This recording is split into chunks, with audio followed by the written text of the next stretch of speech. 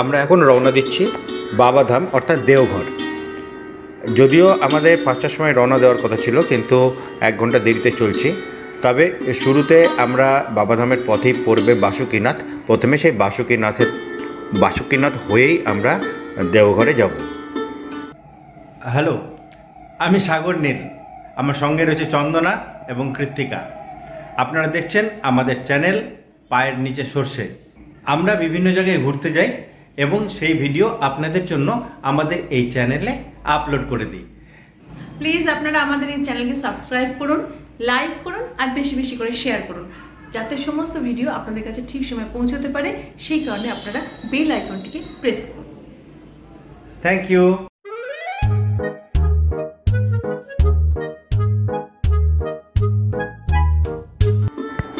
এক ঘন্টা দেরি হয়ে গেছে যদিও, কিন্তু সেটা খুব একটা সমস্যা হবে বলে মনে হয় না।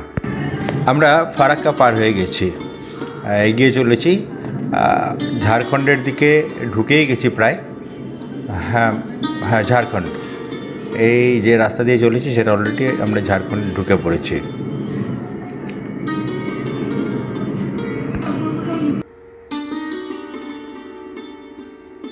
ল্যান্ডস্কেপ দেখলেই বোঝা যাচ্ছে যে একটা পাহাড়, দূরে দূরে পাহাড়, টিলা, অদ্ভুত রকমের একটা 2 ঢিপিওয়ালা একটা টিলা। দেখে কেমন যেন খুব কাঁচা হাতে আঁকা ছবির মতো লাগছে দেখতে।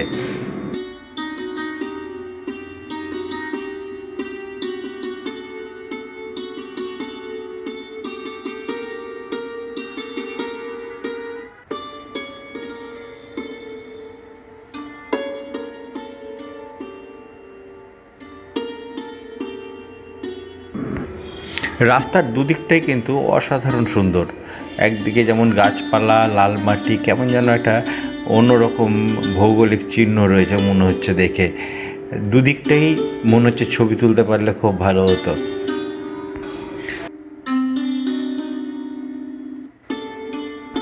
পুরো সবুজে ঘেরা ল্যান্ডস্কেপ, সেই সঙ্গে অসমতল ভূমি, কোথাও বা টিলা, কোথাও ছোট পাহাড়, আবার তারই মাঝখান দিয়ে রাস্তা চলেছে।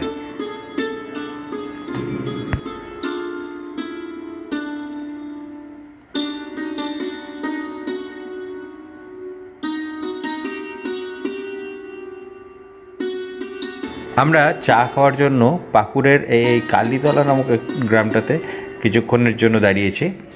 এখানে চা হচ্ছে, চা খেয়ে নিই, আমরা আবার রওনা দিয়ে দেব বাসুকীনাথের উদ্দেশ্যে।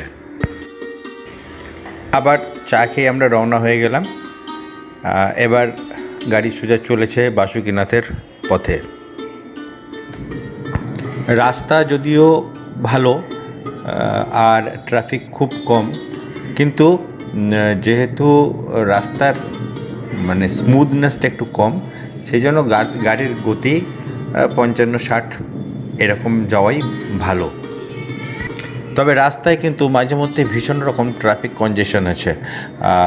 খুব ন্যারো রাস্তা, লোকজনের ভিড় ভাড়াক্কা, একটু যেখানে জনপদগুলো রয়েছে সেখানেই কিন্তু এই সমস্যা রয়েছে।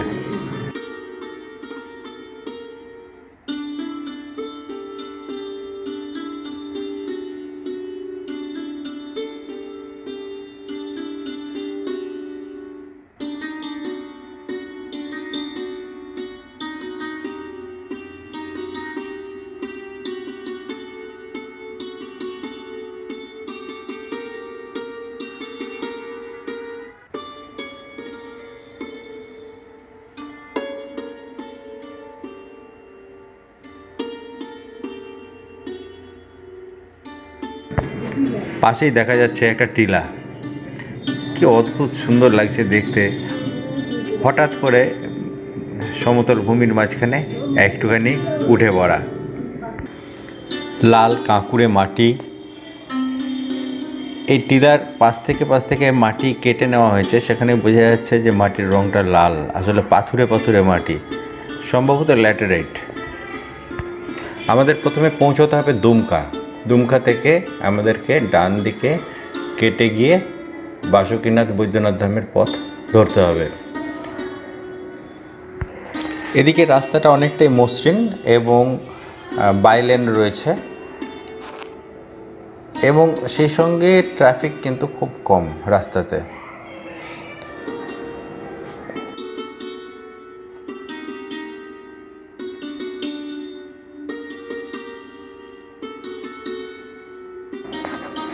চারিদিকে সবুজ, শুধু সবুজ, মানে চোখ জুড়িয়ে যাওয়া সবুজ চারিদিকে, সেই সঙ্গে মসৃণ রাস্তা, বেশ সুন্দর লাগছে। যারা কলকাতা থেকে সড়ক পথে আসবেন তারা সরাসরি মোরগ্রাম থেকে তারাপীঠ যে রাস্তা গেছে সেই তারাপীঠের রাস্তা ধরে চলে যান, সোজা গিয়ে দুমকার পথে আপনারা চলে যান। আমরা যেরকমভাবে যাচ্ছি সেভাবেই থেকে সোজাসুজি বৈদ্যনাথ ধাম, মাঝখানে বাসুকীনাথ পড়বে, করে নিতে পারেন। আর যারা ট্রেনে আসবেন তারা কলকাতা থেকে জ্যোতির্ডি স্টেশনে আসুন, সেখান থেকে আপনারা গাড়ি পাবেন। যদিও বাবা বৈদ্যনাথ ধাম পর্যন্ত একটা সৎসঙ্গের স্টেশন রয়েছে, তবে সেখানে ট্রেনের সংখ্যা কম। আপনারা ওখান থেকে গাড়ি নিয়ে বাবাধাম বা বৈদ্যনাথ ধাম বা দেওঘরে এসে পৌঁছাতে পারবেন। আমাদেরকে যেতে হচ্ছে দুমকা ফরেস্টের ভেতর দিয়ে। এই দুমকা ফরেস্ট কিন্তু একসময় ভীষণ ভয়ঙ্কর ছিল, মানে ভয়ঙ্কর বলতে সন্ধ্যের পর এই রাস্তায় চলা মানে অত্যন্ত বিপজ্জনক ছিল। আর এখনও যে নেই তা বলছি না, তবে তুলনামূলকভাবে যেহেতু রাস্তা অনেক ভালো হয়ে গেছে, কমিউনিকেশন অনেক ভালো হয়েছে, সেই জন্য কিছুটা কম, তবে বিপদ আছে এখনও।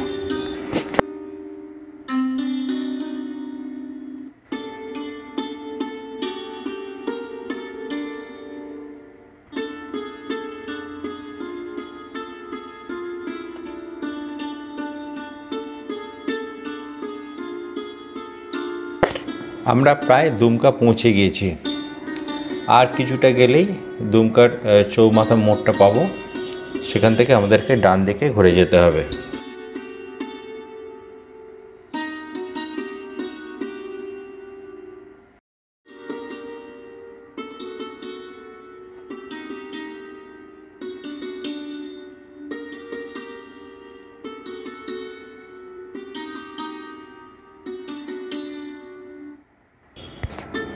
আমরা দুমকা থেকে ডান দিকে ঘুরে গিয়েছি।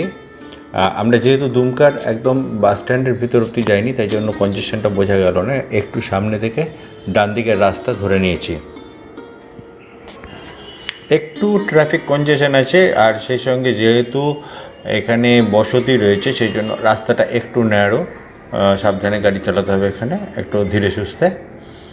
আমাদেরকে প্রায় 22-23 কিলোমিটার পথ গিয়ে তবে বাসুকীনাথ পাবো। আমরা এগিয়ে চলি, দেখা যাক।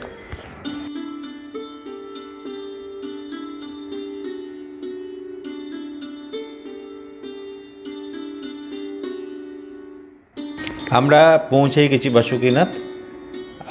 এবার গাড়িটা রাখার পালা। একটু চারিদিকে মানে সেরকমভাবে পার্কিং জন্যে রাস্তার পাশে কোনো একটা জায়গা দেখে গাড়িটাকে রাখতে হবে, তারপরে আমরা হেঁটে বাসুকীনাথ মন্দিরে যাব। এইখানেই আমরা থামলাম, গাড়ি রাস্তার ধারে রেখে দিচ্ছি, আর তারপরে আমরা রওনা দিচ্ছি বাসুকীনাথের উদ্দেশ্যে। প্রথমে আমরা এখন বাসুকীনাথের পথে। हाँ ये शिव गंगा, ये शिव गंगा, এটা শিব গঙ্গা। এখান থেকেই বেশিরভাগ লোক জল ভরে নিয়ে যায়, তবে এখানে গঙ্গা জল কিনতে পাওয়া যায়। আমি দেখাচ্ছি সব একটু একটু করে। এখানে গঙ্গা জলও কিনতে পাওয়া যায়, ফুল বেলপাতা সমস্ত কিছুর সঙ্গে গঙ্গা জলও কিনতে পাওয়া যায়। আর এটা হচ্ছে গিয়ে শিব গঙ্গা, কিন্তু খুব সাবধান, একদম এত পেছল জায়গাটা যে পা দিলে একদম জলের মানে মাঝখানে পৌঁছে যেতে হবে, এতখানি পিছল। খুব সাবধানে কোনো রকমে একটু জল নেওয়ার ব্যবস্থা করতে হবে। আসলে এখানে জল নেওয়ার ব্যবস্থা না, একটু ওই হাত মুখে একটু জল দিতে হয়, সেই জন্য দেওয়া। এখন আমাদের প্রসাদ নেওয়ার পালা চলছে, সঙ্গে ফুল বেলপাতা নেওয়া হয়ে গেছে। ভোগ সংগ্রহ করার পর আমরা যে পান্ডা আছে, যে পুরোহিত, তার সাথে আমরা যাব মন্দিরের দিকে।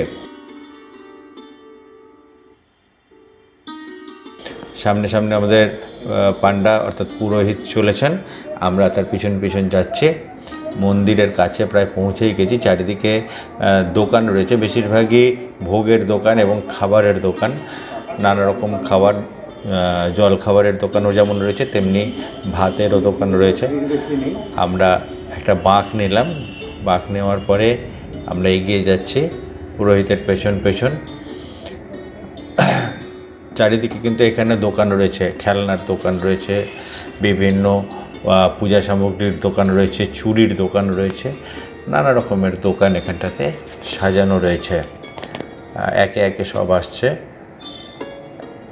আমাদের সঙ্গীরা।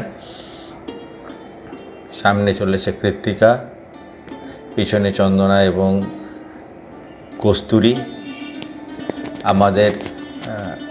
আমার ড্রাইভিং অ্যাসিস্ট্যান্ট কানাই সামনে এগিয়ে গেছে পান্ডার সাথে। চারিদিকে সব দিকেই দোকান রয়েছে, পূজার সামগ্রী রয়েছে যেমন, তেমনি বিভিন্ন রকমের খেলনা, আরও নানা রকম চুড়ি, সব কিছুই রয়েছে। আমরা এবার আস্তে আস্তে মন্দিরের গলির পথে ঢুকে পড়েছি।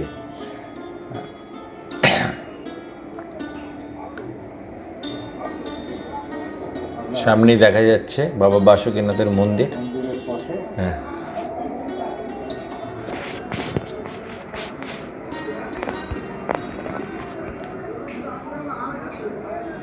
এই যে সেটটা রয়েছে ফাইবার, করোগেটেড ফাইবারের, তার তল দিয়ে আমরা এই মন্দিরে প্রবেশ করলাম। পান্ডা বলেছিল বেশি ভিড় নেই, ফাঁকা ফাঁকাই আছে, 10 মিনিটের মধ্যে হয়ে যাবে, কিন্তু আপনারা দেখলে বুঝতে পারবেন যে কতটা ফাঁকা রয়েছে। এই যে আমরা, তবে হ্যাঁ অনেকটাই ফাঁকা। মন্দিরের প্রবেশদ্বার, মানে এই যেটা নিকাশদ্বার সেটাই এখন প্রবেশদ্বার, সেখান দিয়ে আমরা ঢুকছি। ঢুকে এই ভেতরটা দেখাচ্ছি কিছুটা, যত দূর পর্যন্ত দেখানো যাবে আমি দেখিয়ে দিচ্ছি। এরপরে তো আবার দেখানো যাবে না। এই যে মন্দিরের যে দ্বার, সেই দ্বার দিয়ে আমরা ঢুকছি এবার।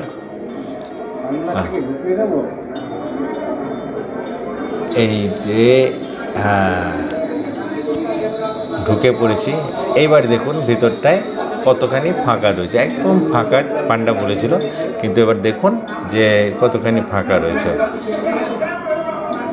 কিন্তু এই অবধি, এর বেশি আর মন্দিরের কিছুই দেখাতে পারবো না।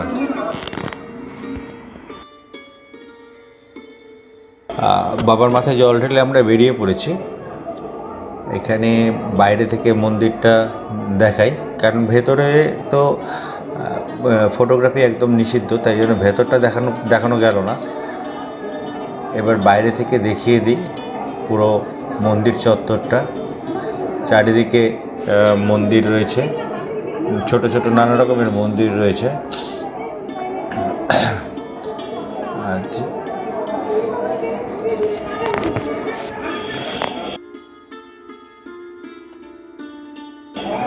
এখানে নন্দী বাবার কানে কানে আর কি নিজের মনের কথা বলার একটা প্রথা রয়েছে, সকলেই সেই রকমই করছেন। আমরাও দেখে নিই যে কীরকমভাবে সেসব চলছে। মানুষ তাদের মনের ইচ্ছে বাসনা সমস্ত কিছু নন্দী বাবার কানে কানে বলে যাচ্ছে। কৃত্তিকাও সেরকমই একটা করার চেষ্টা করছে, নন্দী বাবার কানে কিছু বলছি কিনা জানি না, দেখা যাক, ওর মনের বাসনাও জানাবে। মানুষজন কিন্তু একটা প্রথায় বিশ্বাসী এবং সেটা তারা করে চলেছেন। আমরা এবার যাচ্ছি দেবী পার্বতীর মন্দিরের দিকে যাচ্ছি।